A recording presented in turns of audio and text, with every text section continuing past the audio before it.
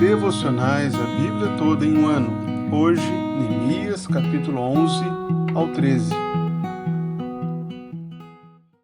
Após a restauração dos muros e a renovação da aliança, que já vimos, Deus agora conduz seu povo a organizar a sua vida em Jerusalém e, assim, cultuá-lo com reverência. A reforma espiritual feita por Neemias e Esdras não está completa. Deus está no centro, guiando e purificando e sustentando o seu povo, mas ainda não chegaram ao fim dessa purificação. No capítulo 11, Deus estabelece o seu povo em Jerusalém. O povo lança sortes para decidir aqueles que habitariam em Jerusalém e aqueles que continuariam vivendo em cidades de Judá. A cada 10 deles, um moraria em Jerusalém. Isso aconteceu porque a cidade era o centro da adoração ao Senhor. E Deus então providenciaria líderes, sacerdotes e levitas que vivessem ali para servi-lo na casa do Senhor. O capítulo 12 começa com uma sequência de nomes, uma nova genealogia. Agora a lista é de sacerdotes e levitas que serviram desde os dias de Jesua. Há uma grande celebração e dedicação na conclusão do capítulo, quando as muralhas que já estavam concluídas agora são entregues, são dedicadas ao Senhor. E assim havia grande alegria do povo diante do Senhor.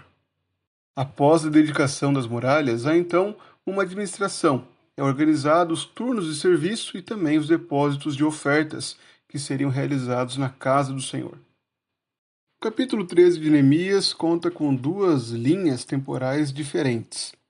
Neemias, capítulo 13, versículos 1 a 3, ainda se refere ao tempo da presença de Neemias em Jerusalém, logo após as reformas que são narradas no capítulo 12.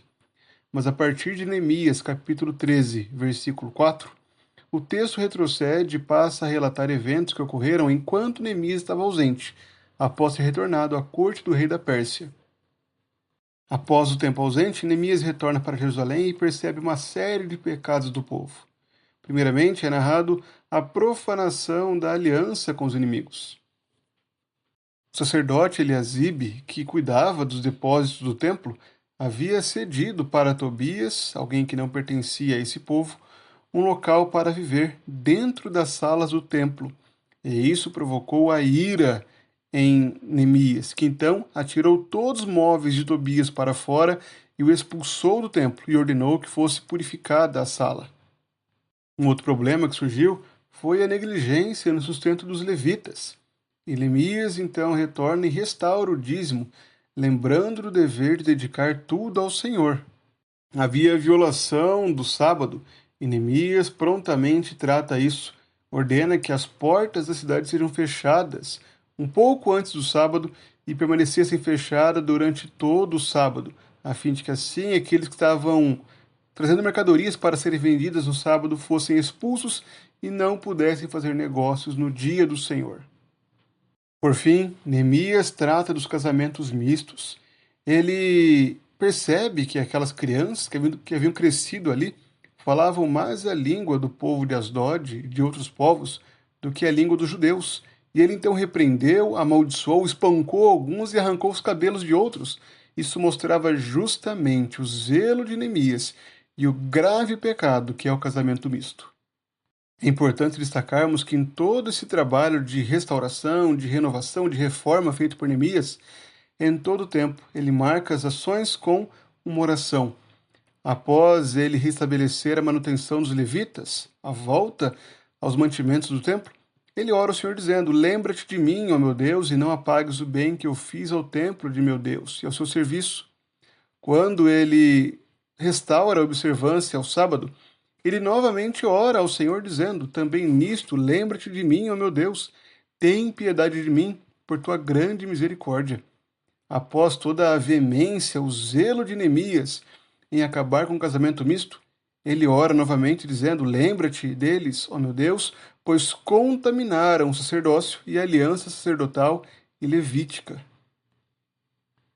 Esses capítulos concluem o livro com o retrato de uma comunidade organizada para viver em santidade, centrada na adoração ao Deus da aliança, e também mostra que a verdadeira restauração exige vigilância constante e reformas contínuas, pois o coração do homem ele tende a se desviar.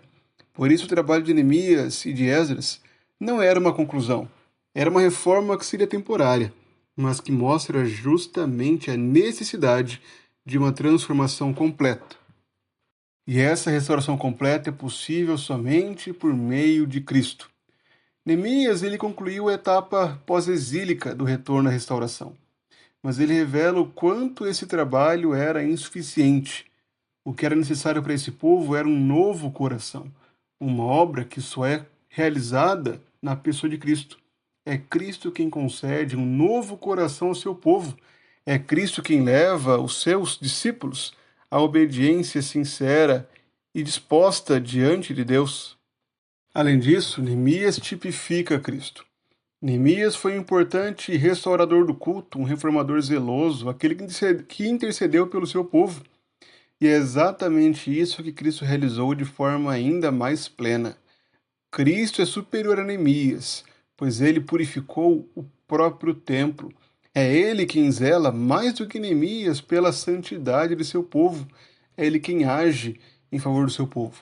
Neemias podia apenas realizar ações externas, mas Cristo é o reformador que transforma o coração do seu povo, faz aquilo que nem Neemias pôde fazer. Por isso, viva na dependência de Cristo. Reconheça que você precisa de uma reforma contínua no seu coração. Dia após dia, arrependa-se do pecado, busque a graça que é em Deus, dependa da graça que é em Cristo. Somente por meio da cruz de Cristo, da sua obra transformadora realizada em nós pelo Espírito Santo, nós podemos, dia após dia, experimentarmos a reforma que somente Ele pode nos dar. Portanto, faça isso em oração constante. Lembre-se que a oração sustenta a nossa fidelidade. Neemias, em todo o tempo, em todo o seu livro, nós vemos ele estava orando. Há vários trechos, vários versículos que destacam justamente as orações de Neemias em várias circunstâncias, mostrando o seu apego a Deus, o quanto ele reconhecia que dependia de Deus. Faça da oração uma prática constante em sua vida.